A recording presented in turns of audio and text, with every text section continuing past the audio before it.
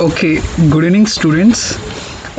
We'll continue in the second part, objectives of inventory management. Okay, so far we discussed about the what is the inventory, what are the types of the inventories, and we discussed about the what is the function mean. Okay, role of the inventory management in the earlier classes. In the today's session, I would like to explain the objectives of inventory management. Okay, ఇక్కడ objectives ఏంటని అడుగుతాడమ్మా. Objectives అంటే ఏంటంటే లక్ష్యాలు. Okay, ప్రతి దానికి కూడా ఒక లక్ష్యం ఉంటుంది. సో ఎందుకు మనం ఇన్వెంటరీ మేనేజ్మెంట్ని సెటప్ చేయాలి ఒక ఇండస్ట్రీలో?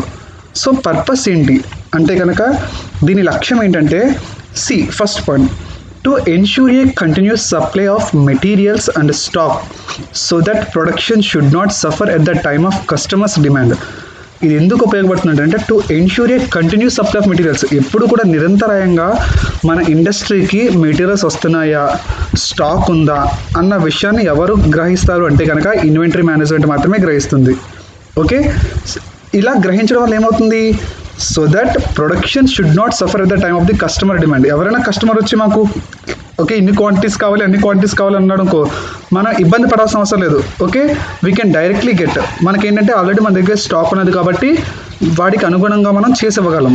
ఓకే, సో అనుగుణంగా చేసి ఇవ్వాలంటే మనకి ఏం కావాలి, రా మెటీరియల్ కావాలి. రా మెటీరియల్ ఉందో లేదో, సరిపోతుందో లేదో ఎవరు చూసుకుంటారు, inventory management. Okay, that is one of the objective. Coming to the second objective, to avoid both over stocking and under stocking of inventory. మీకు ఆల్రెడీ ఇందాక చెప్పాను కదమ్మా. ఓకే, బోత్ ఓవర్ స్టాకింగ్ ఉండకూడదు. అంటే మనం సార్ చెప్పారు కదా, లేదంటే మనకు తెలుసు కదా ఇన్వెంటరీ మేనేజ్మెంట్ చేయాలి అని చెప్పి ఎక్కువ స్టాక్ తీసుకొచ్చి గోడౌన్స్లో పెట్టినా కానీ డిసడ్వాంటేజెస్ చెప్పాను మీకు. అలాగని చెప్పి అండర్ స్టాకింగ్లో కూడా ఉండకూడదు, అవుట్ ఆఫ్ స్టాక్లో కూడా ఉండకూడదు. అంటే స్టాక్ అయిపోయిందని చెప్పి బోర్డు కూడా బయట పెట్టకూడదు. అంటే మరీ ఎక్కువగా ఉండకూడదు, తక్కువగా కూడా ఉండకూడదు. ఒక మీడియం లెవెల్లో మనం స్టాక్ అనేది మెయింటైన్ చేయగలగాలి. ఓకే, మెయింటైన్ అయ్యేలాగా ఎవరు చూస్తారంటే కనుక ఇన్వెంటరీ మేనేజ్మెంటే చూస్తుంది. Now coming to the third point, to maintain the availability of materials whenever and wherever required in enough quantities. ఇంకా ఇది ఎందుకు ఉపయోగపడుతుందంటే inventory management to maintain the availability of materials. Okay, మనకి కావాల్సిన మనం ఇప్పుడు ఒక వస్తువు చేయాలంటే రా మెటీరియల్ కావాలి కదా, ఆ రా మెటీరియల్ ఎక్కడ దొరుకుతుంది, ఓకే, అండ్ ఎప్పుడు కావాలి, ఓకే, మనకి ఎంత కావాలి, ఎక్కడ దొరుకుతుంది, ఎప్పుడు కావాలి, ఓకే, ఎంత దొరుకుతుంది అన్న విషయాన్ని ఎవరు చూసుకుంటారంటే కనుక ఇన్వెంటరీ మేనేజ్మెంటే చూసుకుంటుంది. Okay, to maintain minimum working capital as required for the operational and sales activities. ఇంకా మనకి ఈ ఇన్వెంటరీ మేనేజ్మెంట్ మెయింటైన్ చేయాలి అంటే కనుక కొద్దిగా డబ్బు అన్నది అవసరం మనకి, అవునా కదా. మనం డబ్బు ఉంటేనే కనుక కొనగలం. ఓకే, సో ఇక్కడ to maintain minimum working capital as required for the operational and sales activities, ఈ పని చేయడానికి మరియు అమ్మడానికి, ఓకే, అన్ని ఫంక్షన్స్కి కూడా ఎంత డబ్బు కావాలి, మనం కొనడానికి ఎంత డబ్బు కావాలని ఇన్వెంటరీ మేనేజ్మెంట్ వాళ్ళే చూసుకుంటారు.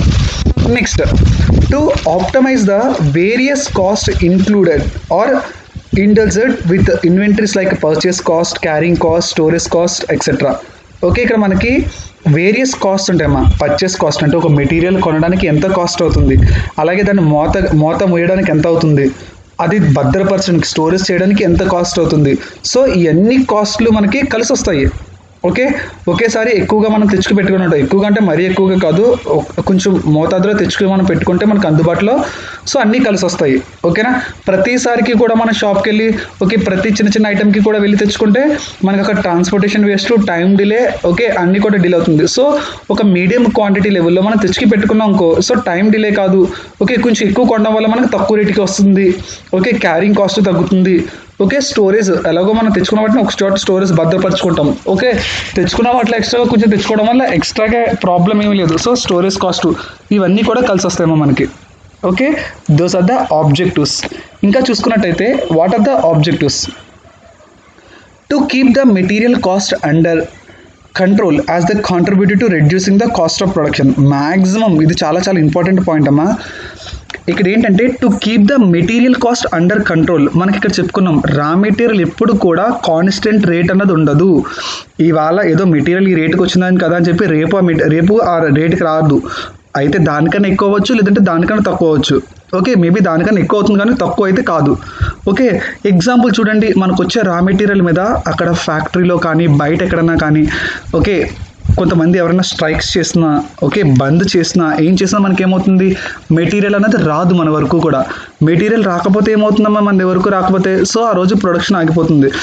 సో మళ్ళీ మనకి ఏమవుతుంది, సమ్ డిస్టర్బెన్సెస్ అనేవి క్రియేట్ అవుతాయి. అక్కడ చూడండి ఒకసారి 6th point, to keep material cost under control. Okay, material మనం ఇలా తెచ్చుకు పెట్టుకోవడం వల్ల ఏమవుతుంది, మెటీరియల్ కాస్ట్ కూడా అంతలా అంటే రేపన్నప్పుడు పెరిగినా కానీ మనం భయపడాల్సిన అవసరం లేదు, ఎందుకంటే మన దగ్గర ఆల్రెడీ మెటీరియల్ ఉంది. So material cost under control as they contribute to reducing the cost of production. ఈ విధంగా ఏమవుతుంది, కొంచెం ఉత్పత్తి యొక్క ధర తగ్గిస్తుంది. అంటే బయట మనం తక్కువ రేటుకి అమ్మగలం, మన కాంపిటీటర్స్తో పోల్చుకుంటే మనం తక్కువ రేటుకి అమ్మగలం. Okay, next to eliminate the duplication in ordering stocks. మనము డూప్లికేషన్ అన్నది కూడా అవాయిడ్ చేయొచ్చు. ఓకే, ఇన్వెంటరీ మెయింటైన్ చేయడం వల్ల ఇన్ ఆర్డరింగ్ ద స్టాక్స్. అంటే ఏంటి, టు ఎలిమినేట్ ద డూప్లికేషన్ అంటే ఏంటి, మనం ఏదో అడిగాడు కదా ఏదో చేసేయాలి, ఓకే పర్వాలేదులే కస్టమరే నాశనం అయిపోతాడు పర్వాలేదు అని చెప్పి మనం అలాంటి డూప్లికేషన్ పనులు ఏమీ చెయ్యం. ఓకే, మనం ఏదైతే బ్రాండ్ ఇప్పటివరకు క్రియేట్ చేసుకున్నామో, ఏదైతే మన వరకు ఇప్పటివరకు మనం ప్రజలకు సప్లై చేస్తున్నామో అదే బ్రాండ్ అదే క్వాలిటీ మనం సప్లై చేయగలం. Okay, so customer will be get satisfied. Okay, ఏదైనా ఒక ఇండస్ట్రీ యొక్క పర్పస్ ఏంటి, to satisfy the customer and to earn the profits. ఏదైనా బిజినెస్ యొక్క మోటో ఏంటంటే ప్రాఫిట్స్ ఏం చేయాలి, అలాగే కస్టమర్ యొక్క satisfaction. This two are very important. Next coming to the 8th one, to minimize the loss through deterioration, pilferages, wastes and damages. Okay, ఇక్కడ ఏంటంటే మనము లాసెస్ తగ్గించుకోగలగాలి. ఓకే, లాస్ పడకుండా చూసుకోవాలి ఇండస్ట్రీ. ఓకే, ఇక్కడ మనం చెప్పాం కదా డిసడ్వాంటేజెస్, కొన్ని డిసడ్వాంటేజెస్ ఉన్నాయని. ఓకే, ఫస్ట్ డిసడ్వాంటేజ్ ఏంటమ్మా, డెటరైటరేషన్. డెటరైటరేషన్ ఏంటి అవ్వడం, క్వాలిటీ గ్రేడ్ అవ్వడం. ఓకే, మనం ఓకే ఎక్కువ తెచ్చుకుంటే కనుక ఓకే మన దగ్గర ఉండించుకుంటే వేర్ హౌస్లో ఓకే సరుకు పాడైపోతుంది అన్న ఉద్దేశంతో ఎంత కావాలో అంతే తెచ్చుకుంటుంది. దట్ ఈస్ దాని యొక్క లక్ష్యం, ఆబ్జెక్టివ్. అలాగే ఫెరిఫెరీస్ అంటే ఇన్ కేస్ ఇప్పుడు ఏదైనా ఒక వాల్యుబుల్ ఐటమ్ తెచ్చుకి పెట్టుకున్నాం కమ్మా, maybe it is subjected to some theft, అంటే ఏదైనా ఒక దొంగతనానికి గురి కావచ్చు. సో దొంగతనానికి గురైందనుకో మళ్ళీ మనం నష్టపోతాం కదా. సో అందుకని చెప్పి ఆ ఫెలిఫెరస్ జరగకుండా, వస్తువు నాశనం అవ్వకుండా, అలాగే ఏ విధంగా పాడవకుండా ఓకే ఏ విధమైన డ్యామేజ్ లేకుండా చూసుకుంటుంది inventory management. Okay, next to ensure ever lasting inventory control so that materials shown in the stock ledges should be physically lying in the wear house. అందుకే వాళ్ళు ఏం చేస్తారంటే ప్రతి ఒక్కళ్ళు కూడా ఈ మెటీరియల్స్ని ఎన్ని మెటీరియల్స్ వచ్చాయి, ఓకే ఈరోజు ఎంత మెటీరియల్స్ రా మెటీరియల్స్ బయట నుండి వచ్చాయి, ఎంత మనం ప్రొడక్షన్ డిపార్ట్మెంట్కి పంపించాము, ఇవన్నిటికీ కూడా తెలుసుకోవడం కోసం వాళ్ళు లెడ్జర్ బుక్స్ మెయింటైన్ చేస్తారు. ఓకే, ఆ లెడ్జర్ పుస్తకాలు అంటే జర్నల్ తర్వాత లెడ్జర్స్ ఉంటాయి. ఆ లెడ్జర్ పుస్తకాల్లో క్లారిటీగా ఉంటుంది. ఓకే, మనకి ఎన్ని కొనుక్కున్నాం ఎన్ని బయటికి వెళ్ళాయి అని చెప్పి మనం ఆ పుస్తకం చూస్తే తెలిసిపోతుంది. ఎప్పుడైనా ఇన్స్పెక్షన్ చేసినప్పుడు కరెక్ట్గా ఆ పుస్తకం ప్రకారం ఉంటే కనుక there are maintaining a proper inventory. Okay, next C ఇంకా ఏం చేస్తుంది దాని యొక్క లక్ష్యం, to ensure the quality of goods at reasonable prices. అంటే ఏంటి, మనకి సాధారణంగా క్వాలిటీ ఆఫ్ ప్రొడక్ట్స్ వస్తాయి. ఓకేనా, మనం చెప్పుకున్నాం కదా ఆల్రెడీ.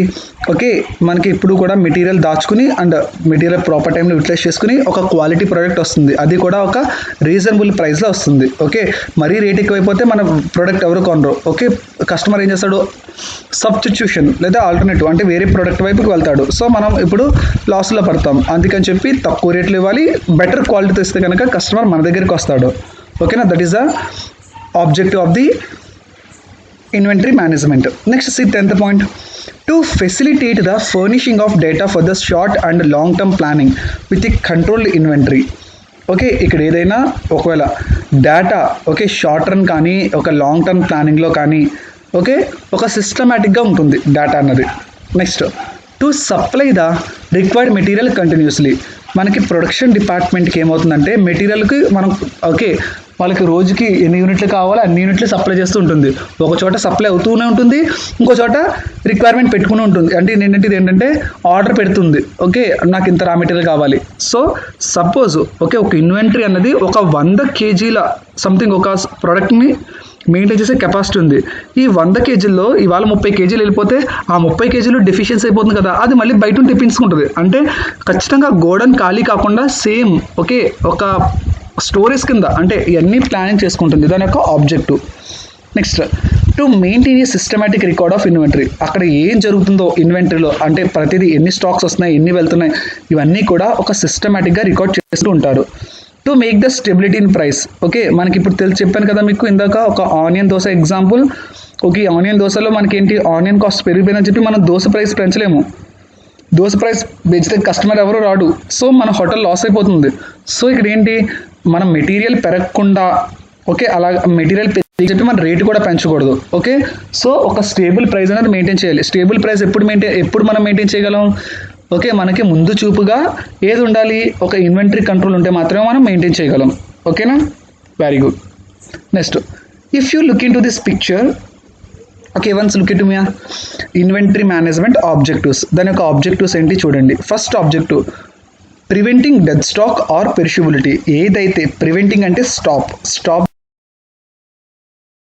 ఏదైతే పాత స్టాక్ ఉందో, అంటే అవుట్డేటెడ్ స్టాక్, అంటే పాడైపోతుందో, అలాంటి పాడైపోతున్న ఒక స్టాక్ని మనం, లేదంటే కనుక పెరిషబిలిటీ ఏదైతే కొంచెం పెరిషబుల్, ఓకే, పెరిషబుల్ అంటే తొందరగా నాశనం అయిపోయేది, ఓకే, అలాంటి వస్తువుల్ని ఏంటనేది గుర్తుంచుకుంటుంది. ఓకే, అలాంటి వస్తువులు ముందు వాడుకలో పెడుతుంది.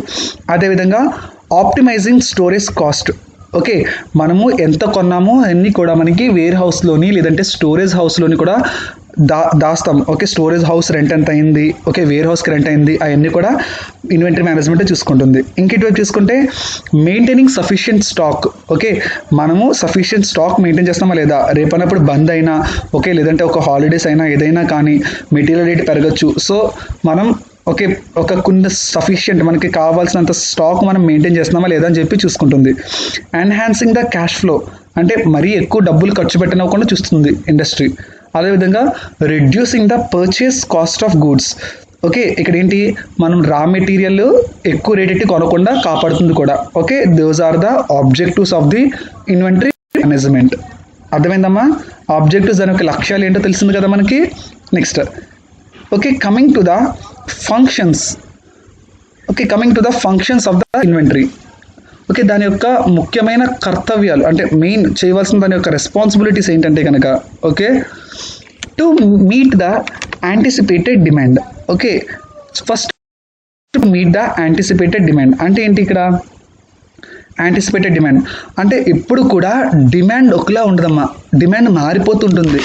ఓకే, సడన్గా ఇప్పుడు మనం ఏమనుకుంటామంటే, సాధారణంగా ఒక ఎగ్జాంపుల్ చెప్తాను. మనం ఇప్పుడు చూడండి, సాధారణంగా స్వెటర్స్ తయారు చేస్తున్నాం మనం.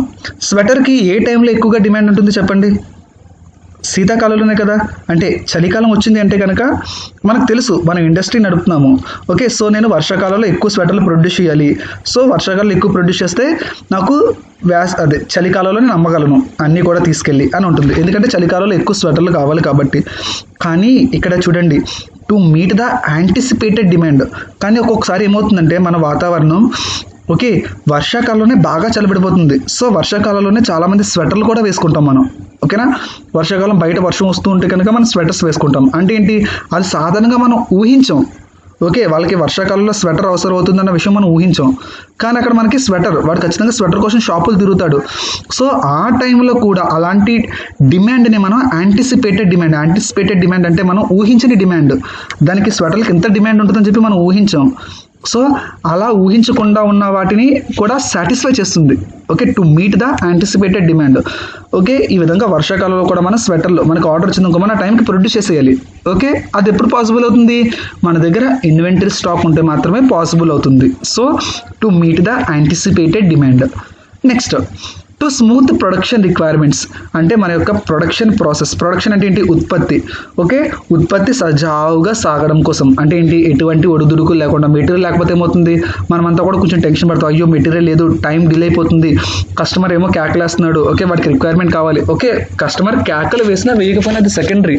కానీ ఫస్ట్ థింగ్ ఏంటి, కస్టమర్ని కనుక మనం వదులుకున్నామంటే వాడు వేరే వస్తువుకి వెళ్ళిపోతాడు. సో వాడు ఆ వస్తువు నచ్చితే అప్పుడు వరకు మన గుడ్ విల్ పోతుంది. ఓకే, సో మనకు అలా జరగకుండా ఉండాలంటే స్మూత్ ప్రొడక్షన్ రిక్వైర్మెంట్స్ జరగాలి. సో స్మూత్ రిక్వైర్మెంట్ ప్రొడక్షన్ని సాటిస్ఫై చేస్తుంది. Next, to decouple operations. Okay, this is also one of the term.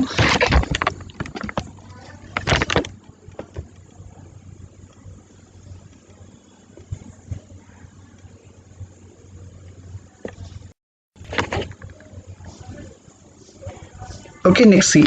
To decouple operations means, okay, whenever if you see example of in any industry, okay, ఒక ఇండస్ట్రీలో మీరు ఏదైనా ఒక example తీసుకోండి.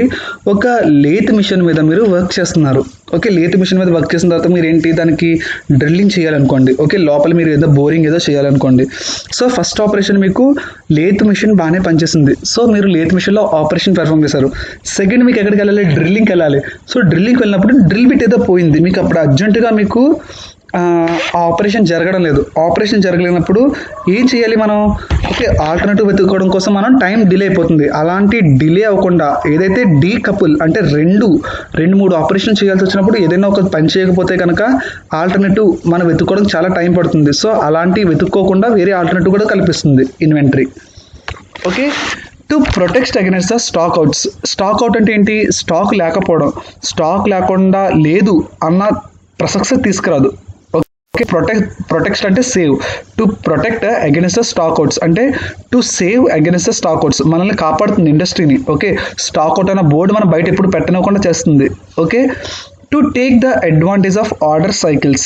మనకి ఏంటంటే ఇక్కడ మెయిన్ దీనివల్ల ఏంటంటే to take the advantage of order cycles. ఇలా సైకిల్ జరుగుతుంటుంది. మనం ఇండస్ట్రీలోకి ఇంత కావాలని చెప్పి రా మెటీరియల్ బయట నుండి తెచ్చుకుంటాం, ప్రొడక్షన్ డిపార్ట్మెంట్కి వెళ్తుంది, ప్రొడక్షన్ నుండి ఓకే క్వాలిటీ డిపార్ట్మెంట్ బయట డిస్పాచింగ్కి కస్టమర్కి.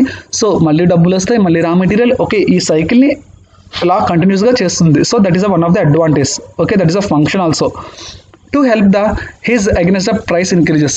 ధరలు పెరగకుండా, ఓకే, ధరలు పెరగకుండా మనకి మెయిన్ ఇదొకటి కాపాడుతుంది. To permit the operations we can perform the number of operations with the least cost that can be possible with the help of the inventory only.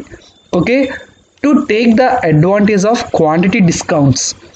Okay, here inventory ప్రాపర్గా maintain చేయడం వల్ల మనకి ఏమవుతుందంటే proper discounts అన్నవి కూడా, అంటే customer అన్న మీకు ఎందుకు చెప్పాను కదా నేను మెయిన్ అడ్వాంటేజెస్లో కస్టమర్కి మనం డిస్కౌంట్ కూడా ఇవ్వగలం. ఓకే, సో డిస్కౌంట్ ఇచ్చామంటే చాలామంది అట్రాక్ట్ అవుతారు కదా కస్టమర్స్. సో ఆ విధంగా చాలామంది అట్రాక్ట్ అవుతారు. Okay, next topic is various inventory cost. మనం కాస్ట్లో మాట్లాడుకున్నామమ్మా. ఓకే, ఇన్వెంటరీ కాస్ట్ మీకు ఏం చెప్పాను నేను? చాలా రకమైన రేట్ కాస్ట్లో ఇన్వాల్వ్ అవుతాయి. This is a new concept. Okay, this is a new topic, that is a inventory cost. Okay, మనం ఇన్వెంటరీ మెయింటైన్ చేస్తామంటే చాలా రకాలైన కాస్ట్లు మెయింటైన్ చేయాలమ్మా. Main especially cost are classified into 2 types. Okay, మనకి కాస్ట్ అనేవి 2 types కింద క్లాసిఫై చేశారు. Okay, which is ask you for the definitely JNTK examinations. Okay, those 2 costs are the direct cost, indirect cost అని అంటామమ్మా. ఏదైతే మనం డైరెక్ట్గా ఖర్చు చేస్తున్నామో దాన్ని మనం డైరెక్ట్ కాస్ట్ అంటాము. ఇండైరెక్ట్గా చేసే కాస్ట్ని ఇండైరెక్ట్ కాస్ట్ అంటాము. ఓకేనా, డైరెక్ట్ కాస్ట్లో ఫస్ట్ మీకు ఏమవుతుంది? ఫస్ట్ క్యాపిటల్ కాస్ట్ వస్తుందమ్మా. క్యాపిటల్ కాస్ట్ అంటే ఇక్కడ చూడండి, cost of capital. Okay, here see cost of capital అంటే ఏంటి? మీరు ఒక వస్తువు కొనడానికి, అంటే మనం ఇప్పుడు రా మెటీరియల్ కొన్నాం కదమ్మా, రా మెటీరియల్ కొనడానికి ఎంతైతే క్యాపిటల్ అవసరమైందో, క్యాపిటల్ అంటే డబ్బు. Okay, whatever the money is required to purchase any raw material to industry, that is we termed as a cost of the capital. దాన్ని మనం కాస్ట్ ఆఫ్ ద క్యాపిటల్ అని అంటాము. It can also be obtained by multiplying the internal cost of the funds with the value of product. Okay, మనము అంటే main product కొనడానికి ఎంతైతే డబ్బు అవసరమైందో దాన్ని మనం కాస్ట్ ఆఫ్ క్యాపిటల్ అంటాము. నెక్స్ట్ సెకండ్ కాస్ట్ వచ్చేసరికి డైరెక్ట్ కాస్ట్లో కింద చూడండి కాస్ట్ ఆఫ్ స్పేస్ అని ఉంది. స్పేస్ అంటే ఏంటి? ఖాళీ. అంటే ఏంటి? మనం తెచ్చుకున్న రా మెటీరియల్ని ప్లేస్ చేయాలి ఒక చోట, ఎక్కడ చోట గోడౌన్స్లో కానీ లేదంటే వేర్ హౌసెస్లో కానీ స్టోర్ హౌస్లో కానీ లేదంటే ఎక్కడో ఒక చోట, ఓకే, కోల్డ్ స్టోరేజ్ కానీ ఎక్కడన్నా ఒక చోట ప్లేస్ చేయాలంటే ఊరికనే ప్లేస్ చేస్తాం ఎవరన్నాని. సో గోడౌన్కి ఛార్జెస్ ప్లేస్ చేయాలా లేదా? సార్ మాది సొంత గోడౌన్లో సార్, మేము సొంత గోడౌన్లో పెట్టుకుంటున్నాము అని అంటారు. కానీ ఎంత సొంత గోడౌన్లో పెట్టుకున్నా మీరు ఎప్రిషియేషన్ ఉంటుంది కదా, ల్యాండ్కి బిల్డింగ్స్కి అప్రిషియేషన్ అంటే ఏంటి? మనం వాడుకున్నందుకు ఎంతో కొంత మనం పే చేయాలి కదా, మీదన్నా కానీ ఎవ్రీ ఇయర్ మీరు ఎప్రిషియేషన్ కట్ చేసుకుంటారు కదా. ఓకే, సో ఆ విధంగా కాస్ట్ కూడా అవుతుందమ్మా. దాన్ని మనం ఏమంటామంటే స్టోరేజ్ స్పేస్ కాస్ట్ అని కూడా అంటాము. ఓకేనా, that is also comes under the direct cost. ఇక్కడ మనం కాస్ట్ ఆఫ్ క్యాపిటల్ అంటే ఏంటి, ఒక మెటీరియల్ కొనడానికి ఎంతైతే కాస్ట్ అయిందో దాన్ని మనం కాస్ట్ ఆఫ్ క్యాపిటల్ అంటాము. అదేవిధంగా కొన్న మెటీరియల్ని ఒక చోట పెట్టడానికి మనకి ఎంతైతే అంటే వేర్ హౌస్కి ఛార్జెస్ అయిందో, రెంట్ అయిందో దాన్ని మనం కాస్ట్ ఆఫ్ స్పేస్ అని అంటాము. ఇంకా సర్వీస్ కాస్ట్ అని ఉంటుందమ్మా. ఓకే, సర్వీస్ కాస్ట్ అంటే ఏంటి, ఇక్కడ మనకు చూడండి ఇన్సూరెన్స్ అండ్ ట్యాక్సెస్ ఉన్నాయి కదా, insurance and taxes. Insurance and taxes comes under the category of service tax. Insurance and tax ఒక సర్వీస్ ట్యాక్స్లోకి వస్తారా. Okay, such cost are fixed as a penalty on the business depending on the volume of inventory. Suppose if high levels of inventory have provided then more amount of penalties charge on the business. అంటే మనము తెచ్చుకున్న వాటికి insurance కట్టాలమ్మా. తెలుసు కదా మీకు, మనం గోడౌన్స్లో సామాన్లు దాచుకున్నామంటే, ఇప్పుడు మనం ఒక ఫర్నిచర్ షాప్ ఏదో పెడదాం అనుకున్నాం, గోడౌన్స్లో దాచుకున్నాం. కానీ ఇప్పుడు సడన్గా మనకి గోడౌన్ తగలబడిపోయింది. తగలబడిపోతే ఏమవుతుంది, మనం తెచ్చుకున్న సామాన్లు అన్నీ బూడిద పాలైపోతాయి లేవా. సో అప్పుడు మనకి ఇన్సూరెన్స్ క్లెయిమ్ చేసుకుంటే ఇన్సూరెన్స్ వస్తుంది. సో మరి ఇన్సూరెన్స్ అంటే అదే, దాన్ని మనం సర్వీస్ ట్యాక్స్ అని అంటాము. ఓకే, దాన్నే మనం సర్వీస్ కాస్ట్ అని కూడా అంటాము. ఓకేనా, సర్వీస్ కాస్ట్ అంటే ఏంటి, నువ్వు ఇప్పుడు తక్కువ సామాన్లు తెచ్చుకున్నావు అనుకో, తక్కువ సామాన్లు కూడా ఇన్సూరెన్స్ కట్టుకుంటావు. ఇన్సూరెన్స్ అంటే ఒక భద్రతగా నువ్వు ఎంతో కొంత డబ్బులు కట్టుకుంటావు. సో ఒకవేళ కాస్ట్ ఏమైనా నష్టపోతే కనుక, ఒకవేళ నువ్వు ఆ సరుకు ఏమైనా నష్టపోతే కనుక ఇన్సూరెన్స్లో ఎంతో కొంత కవర్ అవుతుంది. ఓకే, అదే ఎక్కువ ఇన్వెంటరీ మెయింటైన్ చేసావు అనుకో, నువ్వు ఎక్కువ ట్యాక్స్ కట్టాలి. తక్కువ ఇన్వెంటరీ మెయింటైన్ చేస్తే తక్కువ ఇన్సూరెన్స్ ట్యాక్స్ కట్టాలి. ఇన్సూరెన్స్ కానీ ట్యాక్స్ కానీ తక్కువ కట్టాలి. సో దానివల్ల నీకు ఏమవుతుంది, బెనిఫిట్ అవుతుంది. అది కూడా నీకు ఇన్వెంటరీ తెచ్చుకోవడం వల్ల డబ్బు అవుతుందా లేదా. సో సర్వీస్ ట్యాక్స్ కూడా నీకు డైరెక్ట్ ట్యాక్స్లోకి వస్తుంది. ఓకే, నెక్స్ట్ ఇక్కడ చూడండి అమ్మా, ఈ మూడు కూడా మనకి డైరెక్ట్ ట్యాక్స్లోకి వస్తాయి. ఓకే, నెక్స్ట్ నీకు ఇంకా ఇండైరెక్ట్ కాస్ట్లోకి ఏమొస్తాయి అంటే, ఇక్కడ చూడండి డెప్రిషియేషన్ అండ్ ఆబ్సలెన్స్ కాస్ట్. ఓకే, దాన్ని మనం ఆర్డర్ కాస్ట్ అని అంటాము. ఓకేనా, డెప్రిషియేషన్ ఆర్ ఆబ్సలెన్స్ కాస్ట్ అంటే, ఇప్పుడు చూడండి డెప్రిషియేషన్ అంటే మీకు చెప్పాను కదా, డెప్రిషియేషన్ అంటే ఏంటి, decreasing the value of an asset. ఏదైనా ఒక వస్తువు యొక్క వాల్యూ తగ్గడం. అంటే ఇప్పుడు చూడండి, మీరు ఏదో ఒక వస్తువు కాంపోనెంట్ కొనుక్కున్నారమ్మా. అంటే ఇప్పుడు ఎగ్జాంపుల్, నేను ఒక సైకిల్ కొనుక్కున్నాను 5,000 పెట్టి. సో నాకు ఒక సంవత్సరంతో దాన్ని అమ్మేద్దాం అనుకుంటున్నాను. సో నాకు 5,000 వస్తుందా, రాదు కదా. అంటే ఆ ఇయర్ పాస్ అవ్వడం వల్ల నాకు ఏమైంది, ఒక సంవత్సరం వల్ల నాకు 3,000కో 3,500కో అమ్ముడవుతుంది సైకిల్. అంటే ఏంటి, నాకున్న ఒరిజినల్ కాస్ట్ రాలేదు. So that is called as a depreciation. Okay, అదేవిధంగా మెటీరియల్ నువ్వు తర్వాత బయట అమ్ముదాం అనుకున్నా కానీ నువ్వు కొనుక్కునేంత రాకపోవచ్చు. లేదంటే కనుక ఆబ్సలెన్స్ కాస్ట్. ఆబ్సలెన్స్ అంటే మీకు ఇందాక చెప్పాను కదా, డ్యూ టు టెక్నాలజీ అడ్వాన్స్మెంట్. అంటే టెక్నాలజీ పెరగడం వల్ల నువ్వు ఏదో కొనుక్కున్న మొబైల్స్ తెచ్చుకున్నావు దీపావళి కదా అమ్ముదాం అని చెప్పి, కానీ మంచి ప్రోడక్ట్ ఏదో దించారు దీపావళికి. సో ప్రజలందరూ అటువైపుకి వెళ్ళిపోతారు, నీ వైపు ఎవరు రారు. టెక్నాలజీ అడ్వాన్స్మెంట్ జరగడం వల్ల నువ్వు నష్టపోయావు. So those cost is called as obsolescence cost. అలాంటి కాస్ట్ వల్ల నువ్వు నష్టపోయే కాస్ట్ ఏమంటామంటే డెప్రిసియేషన్ లేదా ఆబ్సలెన్స్ కాస్ట్ అని అంటామమ్మా. నెక్స్ట్ ఇక్కడ చూడండి అడ్మినిస్ట్రేటివ్ కాస్ట్. అడ్మినిస్ట్రేషన్ అంటే ఏంటి, ఇప్పుడు నేను చెప్పాను నీకు ఇందాక ఏమని, ఒక ఇన్వెంటరీ మెయింటైన్ చేస్తాము ఒక లెడ్జర్ పుస్తకంలో అని చెప్పి. అంటే ఎంత స్టాక్ బయటికి వెళ్ళింది, ఎంత స్టాక్ వచ్చింది, ఇవన్నీ ఎవరు చూస్తారు, ఒక ఎంప్లాయ్ చూడాలి కదా. అంటే ఎంత స్టాక్ బయటికి వెళ్ళింది, ఎంత స్టాక్ బయటకు వచ్చింది అని చెప్పి. సో ఎంత మనం ప్రొడక్షన్ డిపార్ట్మెంట్కి పంపించాము, ఇంకా మనకి ఎంత లోపల ఎంత కావాలి అని చెప్పి. సో అలాంటి వాళ్ళకి ఒక ఆఫీస్ టీం ఉంటారు. అంటే ఏంటి, ఒక మెయింటైన్ చేస్తారు, వాళ్ళు ఎక్సెల్స్లో గట్రా మెయింటైన్ చేస్తారు. ఓకే, సో ఇలా మనకి ఒక కంప్యూటర్లో మెయింటైన్ చేస్తారు కాబట్టి వాళ్ళకంటూ ఒక కంప్యూటర్ కావాలి, వాళ్ళకంటూ కాస్ట్ అంటే వాళ్ళకంటూ శాలరీస్ ఇవ్వాలి. So electrical bills, so all will be comes under the administrative cost. Okay, ఇవన్నీ కూడా మనకి అడ్మినిస్ట్రేషన్ కాస్ట్లోకి వస్తాయమ్మా. Next material handling cost. మీకు తెలుసు కదా, మెటీరియల్ హ్యాండ్లింగ్ కాస్ట్ అంటే ఏంటి, ఒక మెటీరియల్ అంటే మన దగ్గరకు వచ్చిన రా మెటీరియల్ ఓకే ఒక వేర్ హౌస్కి వెళ్ళాలి అంటే కనుక మనము ఐదర్ ఓకే క్రెయిన్ హుక్స్ ద్వారా కానీ, లేదంటే క్రెయిన్ ద్వారా కానీ, లేదంటే మనుషుల ద్వారా కానీ మోతలు ఫ్రైట్ అండ్ ఆక్ట్రాయ్ అంటాం. ఫ్రైట్ అంటే ఏంటి, మోతగులు. ఈ మోతలు గట్ట మోసినందుకు మనం డబ్బులు ఇవ్వాలి మెటీరియల్ హ్యాండిల్ చేసినందుకు. సో ఆ మెటీరియల్ హ్యాండ్లింగ్ కాస్ట్ అవుతాయి. ఓకే, అలాగే లీడ్ టైం అంటే కొన్ని వస్తువులకి మనము ఓకే కొన్ని రకమైన టెంపరేచర్ కల్పించాలి. ఓకే, కొన్ని వస్తువులు కొన్ని టెంపరేచర్ దగ్గర మాత్రమే ఉండగలవు. సో ఆ టెంపరేచర్ మెయింటైన్ చేయాలి. So those cost are called as a lead time.